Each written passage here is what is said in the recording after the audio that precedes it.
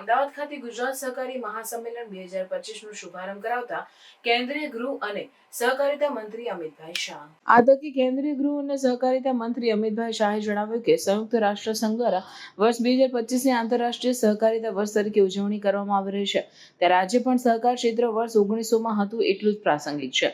તેમણે કહ્યું કે વડાપ્રધાન નરેન્દ્રભાઈ મોદીના નેતૃત્વમાં સહકારી ચળવળને પુનર્જીવિત કરવાનો સમય આવ્યો છે, ત્યારે સહકારથી સમૃદ્ધિ અને વિકસિત ભારતમાં સહકારની ભૂમિકા સૂત્રને સાર્થક કરવા ગામડાની પ્રાથમિક સહકારી મંડળીઓને મજબૂત બનાવવી આવશ્યક છે.